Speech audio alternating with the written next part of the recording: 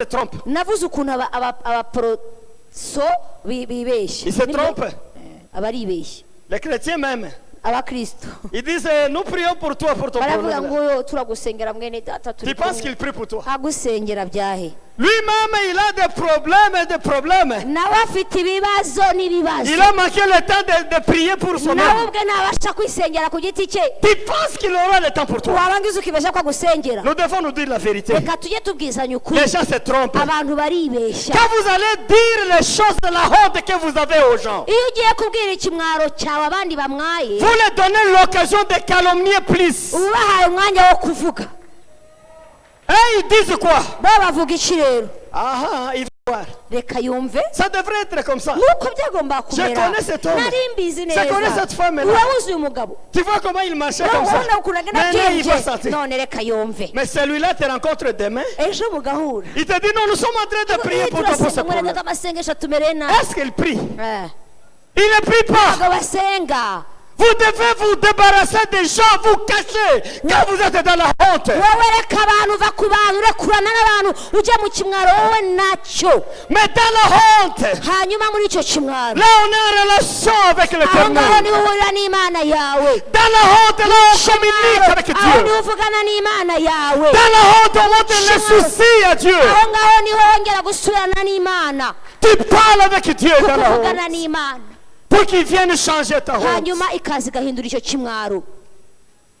Qu'il soit loué notre Seigneur imana Jésus. nishimwe cyane. Qu'il soit glorifié notre imana Seigneur. nihabwe icyubahiro.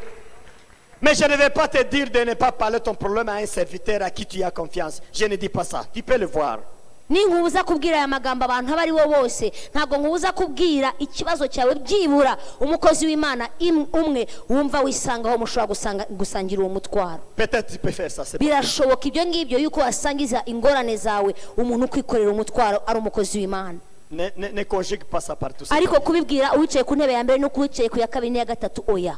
Le troisième problème qui nous ravit le réveil.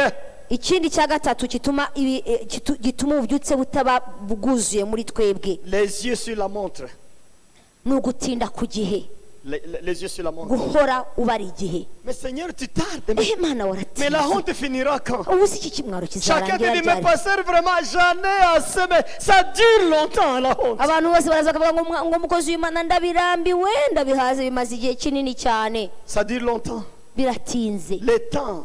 igihe. Là, je te donne un conseil, je continue. reka nguhe inama gusa hanyuma ntambuke. Le temps que tu réclames, c'est le temps de Dieu. igihe usaba ni igihe cy'imana, C'est lui le maître du temps. Il te voit kuko bien avec le temps. umwami niwe mugenga w'ibihe. Vous savez, Jean-Baptiste et même Jésus, ils sont morts pendant un temps là. Je crois qu'ils n'ont pas franchi 32, 33 ans. Ou au-delà, ils n'ont pas franchi ça. muzi ko yohana n'umwami yesu ntabwo bigize barenza iriya myaka 33 bapfuye ari batoya. J'ai trouvé des gens qui me posaient des questions. Maintenant, pasteur, Jean-Baptiste amène le réveil, mais il meurt tôt. Pourquoi ça? Il n'a hari pas abantu mangé. rero bajya bibaza ngo ariko se ni gute yohana umubatiza yazanye ububyutse yarangiza akapfa ari mutoya. J'ai dit, mais Jésus aussi. noneho habwa ariko na yesu ni uko nguko. Ce qui est important dans les yeux de Dieu, icy'ingenzi mu maso y'imana pour Jean-Baptiste, kuri yohana umubatiza ce n'est pas passer 90 ans de honte dans le monde. ntabwo byari ukumara imyaka 90 ari mu isi ari mu kimwaro, Mais peut-être passer 30 ans avec accomplissement de la ahubwo promesse. byaba byiza yuko amara imyaka 30 y'ishema no gusohoza umugambi w'imana ku buzima bwe. Mais Jésus n'avait que 33 ans quand il est mort. yesu nawe yari afite imyaka 33 apfa, Mais il a accompli sa mission. Il a ariko fini. ubutumwa bukomeye yarazanywe gukora avait fini. yari yaburangije. C'est-à-dire le temps qui est devant toi, rero igihe kiri imbere yawe, le temps qui est devant toi, igihe ufite c'est suffisant pour ni Dieu. igihe gihagije ku mana. C'est suffisant pour Dieu. ni igihe gihagije ku mana. Il sait le temps qui reste. imana izi igihe usigaje, Ce temps est suffisant. kandi icyo gihe usigaje imana irabizi Il ko va gihagije, effacer la honte. kandi ishobora kugisibamo Et tu icyo vas kimwaro, accomplir sa grandeur dans ce monde. hanyuma ugasohoza gukomera kw'imana mu kubaho kwawe Pour le temps qui est devant toi. mu gihe imana yishyiriyeho Ne te gêne ubwayo. pas du temps. imana Ne te gêne pas du temps. ntukajye utinda ku gihe rero wowe, Le temps appartient à Dieu. kuko igihe kigengwa n'Imana. Que Dieu soit loué. Imana nishimwe cyane. Alléluia. Haleluya. Qu'il soit béni notre Seigneur. Imana nishimwe cyane. Vous voyez là les problèmes qui nous ravissent la joie. Murabona rero za ngorane cyangwa bya bibazo n'ubundi bijya biza bikatwiba umunezero wacu. Nous avons le réveil aujourd'hui, mais demain encore wapi. Uyu munsi ukaba ufite ububyutse bwinshi ariko mu gitondo ukabyuka ntabwo. Ce sont ces choses qui ravissent. Kubera ibi bintu biza bikagutwara umunezero wawe. Mais le plan de Dieu c'est quoi? Ariko imigambi y'Imana ni C'est que vous vivez la vie de réveil. Nuko mwahora mu buzima Vous puissiez vivre la vie de réveil chaque jour. mukabasha kubaho mu bubyutse iminsi yanyu yose. Vous savez comment le Seigneur me montre les choses? Ukuntu Imana ijya inyereka ibintu. Quand vous vivez dans le réveil de façon permanente, iyo muba mu bubyutse buhoraho, la honte que vous habillez, ya soni cyangwa cya kimwaro mwagendanaga, la honte que vous habillez, cya kimwaro mwambaye subit quelques problèmes. kiragenda kigahura n'ibibazo nacyo ubwacyo. C'est-à-dire, Dieu envoie les dons spirituels et la force de l'esprit. Bivuga ngo Imana ikoherereza impano z'umwuka n'imbaraga z'umwuka muri icyo gihe. Ça vient en toi. Bikakuzamo. Mais tu es pendant le temps de la honte. Nyamara uri muri cya gihe cyawe cyo kumwara. Maintenant tu marches, à un moment tu es honte, à un moment tu es gloire. Tu entres, tu es gloire, tu entres, tu es honte. Tu as les deux là où tu pars. Noneho bikazagera igihe usa naho ikimwaro cyawe n'ishema byawe bisa n'ibigenda nabiteganye. Rimwe ukaburamwaye, ubundi ishema rikaba riragarutse ugasangana ibintu bisa noneho nabigendana.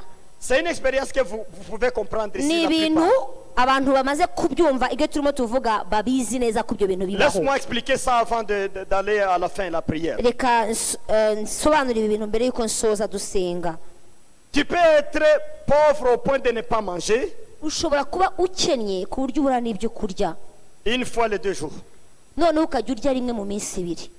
Mais tu viens quelque part ici. Noneho ukaza ahantu nk'aha ngaha. Les gens te trouvent bien. Abantu bakakureba bakabona uraboneye. Disait que Dieu soit loué frère. Abantu bakajya bakakwishimira bakavuga ngo Imana ishimwe ku bwawe mwene data. Et ils viennent te demander. Noneho bakaza kugusaba. Est-ce que tu peux me faire 100 000? Bakakubwira ariko wangurije amafaranga nk'ibihumbi 100. Vraiment je vais remettre. Nzayagusubiza muri iyi minsi. Mais dans le cœur, ariko we mu mutima tu regardes la personne. Ukareba wa muntu. Si toi tu peux changer en argent pour que je te noneho ukaba ariko yawe warumpindukiye nk'amafaranga akakanya ngo ukuntu nkuraha.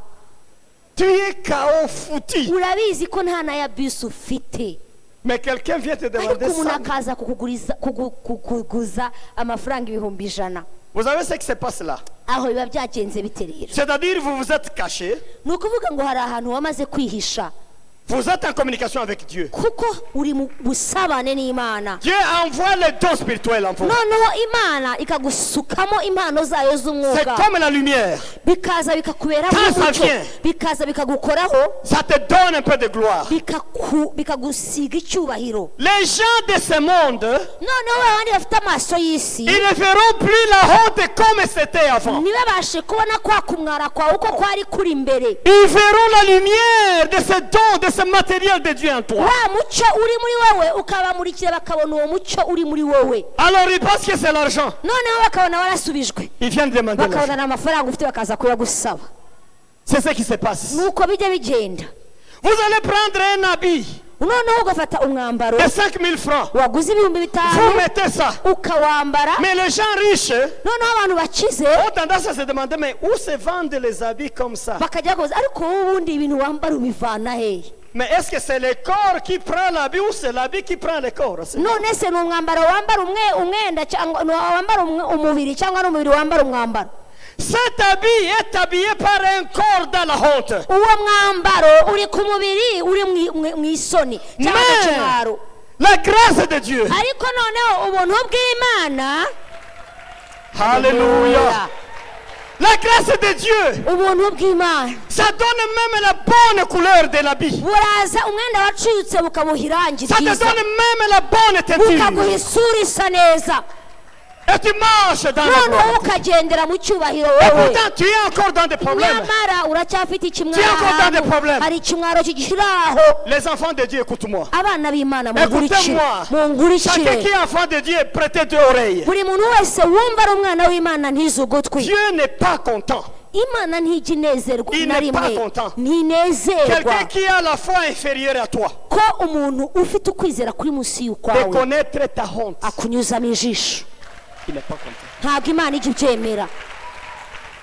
Donc Dieu s'arrange, imana ifite utuntu ikora, il a ses arrangements. ifite udukoryo, Il te met un peu de l'huile, d'un peu d'onction, ikagusiga amavuta pour que tu sois quand kugira ngo même, wowe use que tu sois agréable. uhinduke umuntu usa neza. Les gens ne savent pas la situation dans nyamara abantu laquelle tu batazi es. ukuntu ugowe, Ils ne savent pas. abantu Tu es batabizi dans la honte. kuri mu Mais kimwaro, une honte, ariko icyo kimwaro écoutez-moi, umva neza, une honte prise en otage par Dieu. ni ikimwaro cyafashwe amatekwa n'imana. haleluya. Dieu a pris en otage sa icyo honte. kimwaro kiraziritswe n'imana, Il t'a vêtu la gloire. maze gutiza icyubahiro En attendant cyawe que la réponse igihe arrive. itegereje yuko igisubizo cyawe kiza. haleluya, Alléluia. oh haleluya, Alléluia. haleluya. Il t'a vêtu toujours cette gloire-là. imana ikagutwikiriza icyo C'est cyubahiro. pourquoi ce monde ne nous voit pas comme nous nous voyons. ni nayo mpamvu isi itatubona nk'uko twe twibona. Le monde ne nous voit pas comme nous nous voyons. ntabwo isi tubona nk'uko twibona. Mais il ne faut pas maintenant aller dire au monde que je suis néant, je suis rien, je suis quoi. ariko Non. noneho nawe ntuzajye kwirega imbere y'abantu ngo ubukene bwaranyishe. oya, Il faut dire au mondain, jya ubwira abantu b'isi le Seigneur m'a fait grâce. ngo umwami yangiriye neza. haleluya. Les gens de ce monde, il faut les informer. abantu bo muri iyi si jya ubaha Le amakuru, Seigneur m'a fait grâce déjà. ubabwire amakuru y'ubuntu bw'imana, ubabwire ngo umwami yangiriye neza, Il m'a fait grâce. umwami yangiriye ubuntu. C'est là que je vais terminer la prédication puis on va ahangaha prier. niho nsoreza iyi nyigisho. Vous savez, le Seigneur m'a fait grâce. Comment ça se dit en hébreu? umwami yangiriye neza muzi ukuntu bivuga mu giheburayo. C'est ça, Jean. nibyo byitwa yohana. C'est ça, Jean. iyo uvuze yohana uba uvuze ngo ngiriwe neza. C'est ça l'essence de Jean. niko yohana bivuga. Le Seigneur m'a fait du bien. umwami yangiriye Il m'a fait neza, grâce. umwami yangiriye J'étais ubuntu. très loin. nari kure Mais il m'a cyane fait grâce. ariko yangiriye ubuntu. Nous avons lu ce texte ce soir même. twasomye icyo cyanditswe uyu Les munsi. discussions pour nommer l'enfant qui va naître. amazina igihe barimo baharira ku mazina bazita Les umwana, discussions. uko barimo baburana. Tout le monde de la famille disait donnez à cet enfant le nom de Zacharie, son papa. kuko abantu bose barimo bavuga ngo uyu mwana ari tumwite izina ryo mu muryango cyangwa irya Zakariya ari we se. Mais sa mère dit non. hanyuma nyina arahakana. Cet enfant, il faut lui donner le nom de Jean. nyina aravuga ngo uyu mwana azitwa Yohana.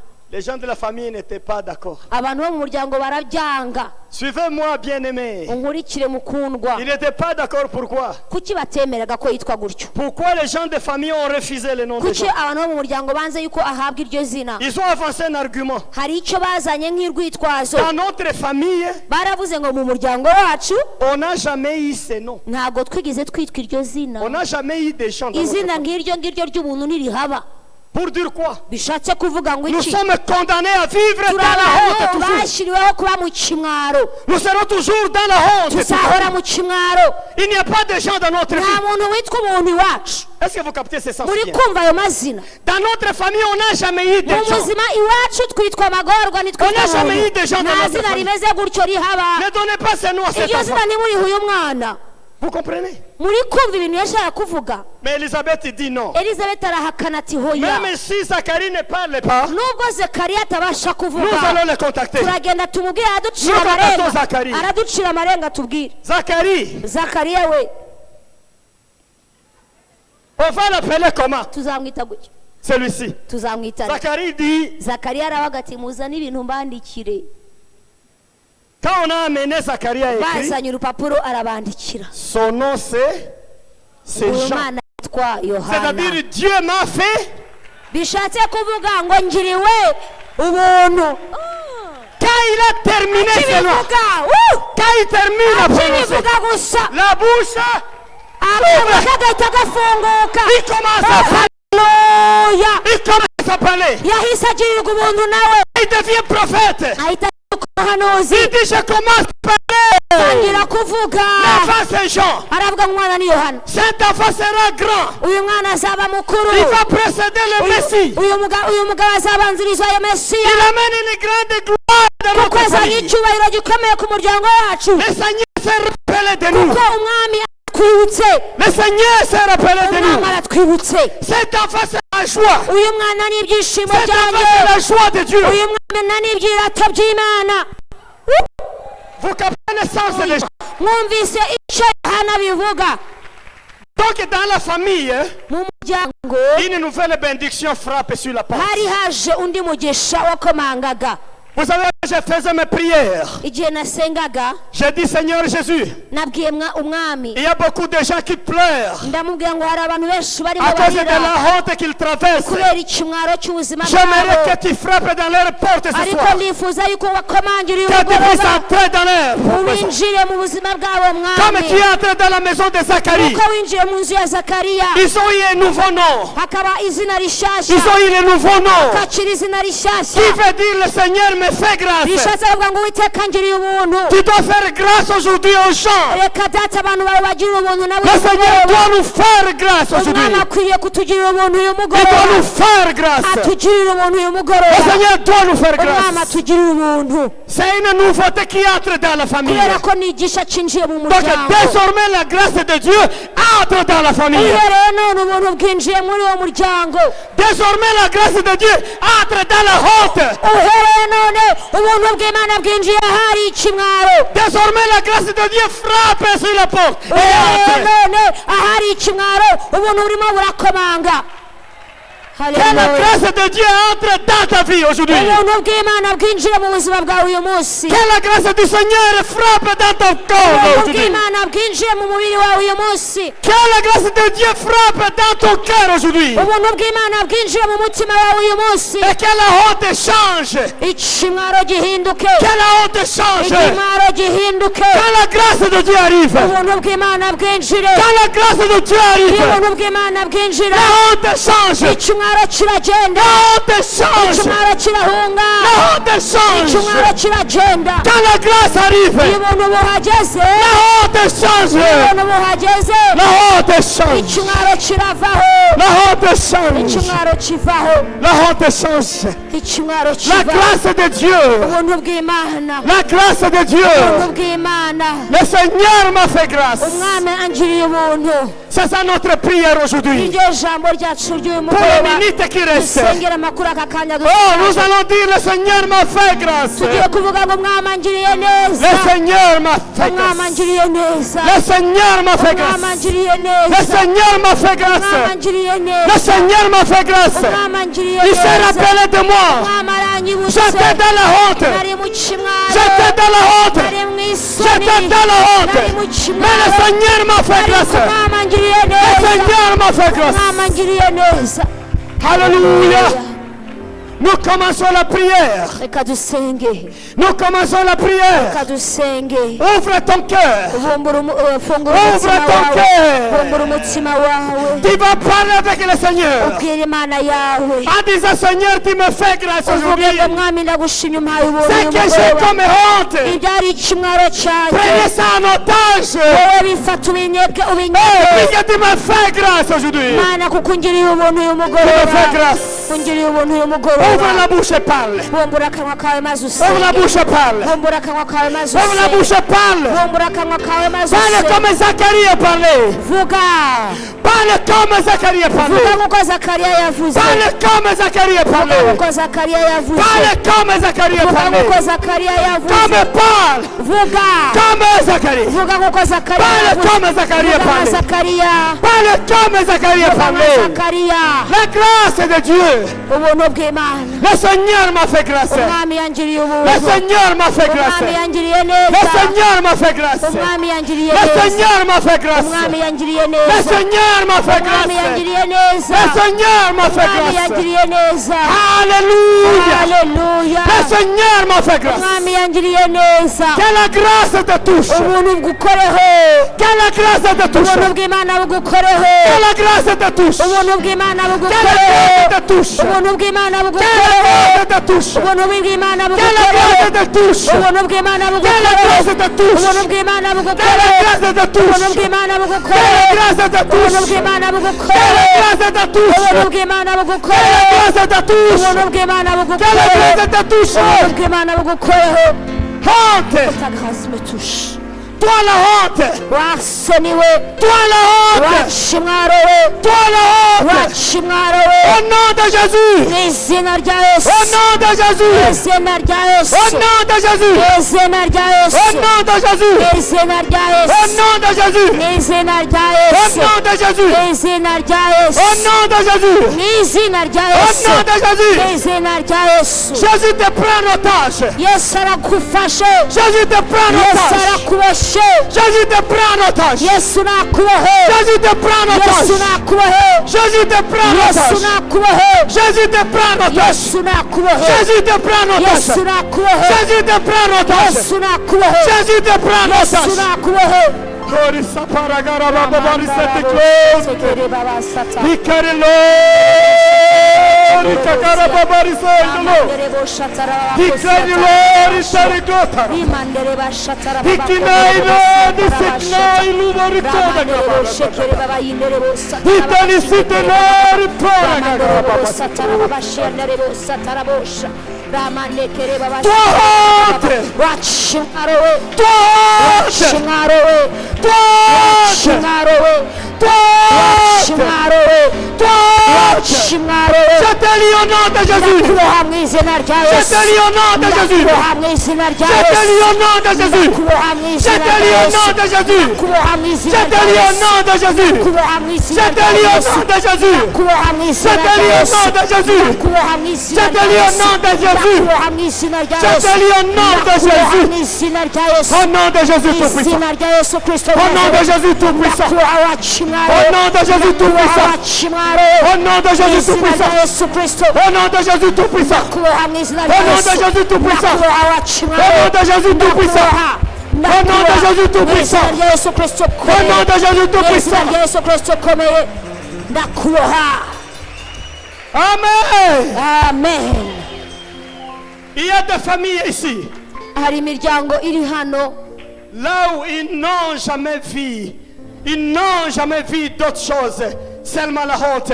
nta kintu bigize kumenya mu miryango yabo uretse isoni C'est le Seigneur qui me parle. umwami niwe umbwiye ayo magambo Il y a des familles ici. hari imiryango iteraniye Ils hano ont vécu des hontes du début jusqu'à maintenant. babayeho mu kimwaro igihe cyabo cyo kubaho Que gens naissent dans vos familles aussi. ariko ba yohana nibavuke mu miryango yawe Que la grâce du Seigneur naisse dans la famille. ubuntu bw'imana nibuvukire mu buzima bwanyu Nous allons faire certains actes prophétiques. dukore umurimo umwe w'igihanuzi cyangwa igikorwa cy'igihanuzi La honte que tu as, ikimwaro ufite ou bien qui t'a fait souffrir. cyangwa ikimwaro cyakubabaje Que le Seigneur te donne une longue chaîne. umwami aguhe umunyururu muremure Shame. cyane umunyururu munini cyane Liez la honte doucement. maze icyo kimwaro ugenda ukiboha Liez la chaîne doucement. là où tu es. ukizengurutseho umunyururu Liez ça doucement. ukibohe Liez ça doucement. ukibohe ukitondeye Puisque le Seigneur me renseigne ceci. kubera ko umwami arimo aranyigisha iki Il y a des kintu familles parmi nous. ngo hari imiryango iri hano Aujourd'hui, uyu munsi il y a des choses nouvelles qui entrent. hari ibintu bishya bigiye Que kwinjira nous appelons la grâce spéciale. de twise Dieu. ubuntu bw'imana budasanzwe Prenez la corde. fata rero uwo mugozi n'ikiza Prenez la corde. fata umunyururu Liez ta honte. maze icyo kimwaro Au cyawe nom de ukibohe Jésus, liez ta honte. ukibohe Liez ta honte. ndaboha ikimwaro Liye cyose tahonte. ndaboha Liye ikimwaro tahonte. ndaboha ikimwaro cyo Liye kubuzima tahonte. ndaboha ikimwaro Liye tahonte. ndaboha ikimwaro Liye tahonte. ndaboha ikimwaro Liye tahonte. ikimwaro Liye tahonte. ndaboha ikimwaro Liye tahonte. ndaboha ikimwaro Liye tahonte. ndaboha ikimwaro Liye cette honte. ndakiboha Au nom de Jésus, ndaboha liye la ikimwaro honte. mu izina rya Yesu ndaboha ikimwaro cyo ku buzima bwanjye Liez ça. ndaboha ikimwaro cyo ku muryango Liye wanjye ça. ndakiboha Liez ça. ndakiboha Liez ça. kiboha La honte de la izina famille. rya Yesu ndaboha ikimwaro cyo ku muryango wanjye La honte de la ikimwaro famille. cyo ku buzima bwanjye La honte de l'école. ndakiboha La honte dans le ministère. ndaboha ikimwaro Liye cy'umurimo ça. ndakiboha Liye ça. ndakiboha Liez ça. boha Liez ça. Liez ça. Liez ça.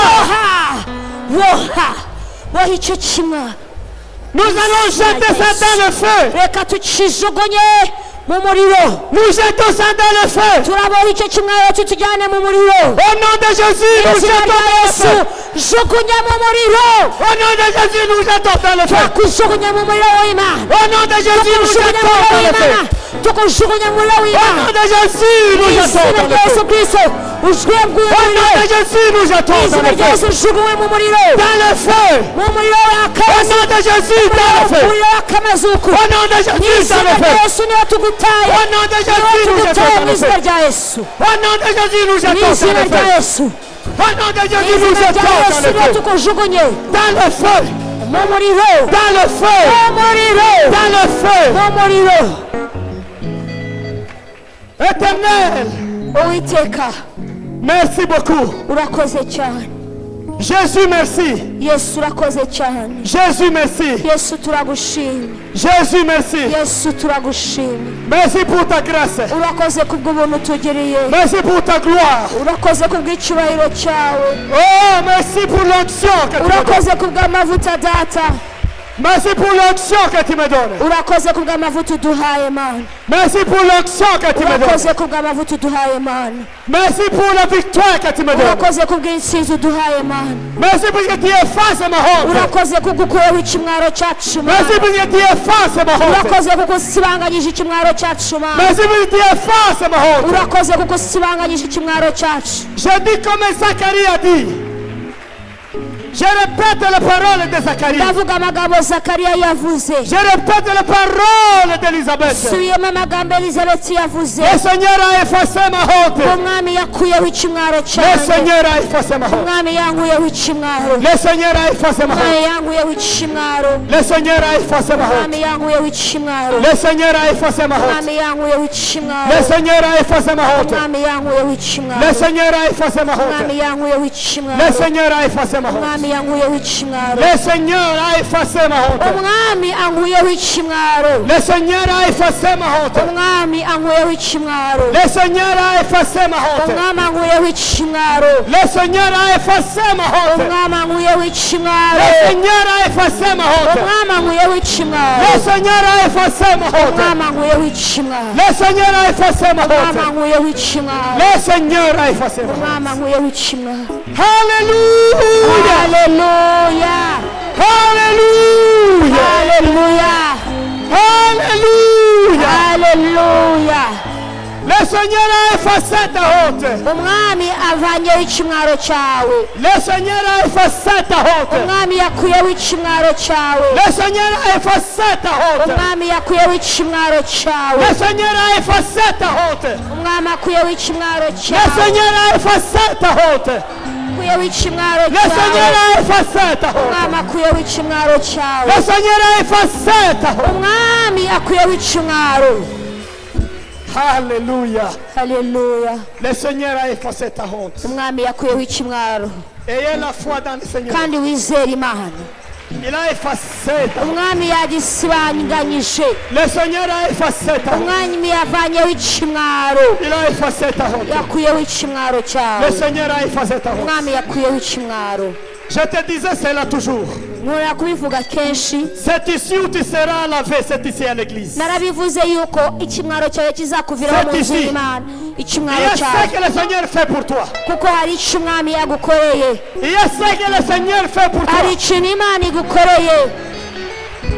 Il y a ce que le Seigneur réalise pour toi. Hari icyo umwami akoze ku bwawe. Il y a ce que le Seigneur réalise pour toi Hari aujourd'hui. icyo umwami agukoreye. Il y a ce que le Seigneur réalise pour toi Hari icyo aujourd'hui. umwami agukoreye uyu munsi. Il a effacé ta honte. Yakuyeho ikimwaro cyawe.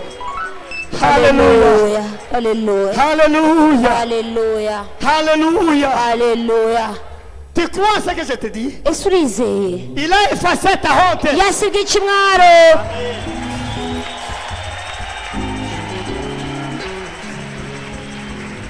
Quand je te dis ça, c'est la voix de Dieu qui me parle. Mbikubwiye kuko ijwi ry'Imana ariko rimbwiye. Quand je te dis ça, c'est l'Esprit de Dieu qui me parle de te Iyo dire. nkubwira aya magambo ni umwuka w'Imana uba umbwira kukubwira. Il a effacé ta honte. Yakuyeho ikimwaro cyawe. Il a effacé ta honte. Yakuyeho ikimwaro cyawe. Il a effacé ta honte. Yakuyeho ikimwaro cyawe. Il a effacé ta honte. yakuyeho ikimwaro cyawe. Que Dieu soit loué. Imana ishimwe, Qu'il soit glorifié. Imana nihabwe icyubahiro. Je sais que nous aurons toujours des témoignages. Je sais. Ndabizi ko tuzabona ubuhamya, Nous aurons toujours des témoignages. tuzagira ubuhamya. Ça, je sais.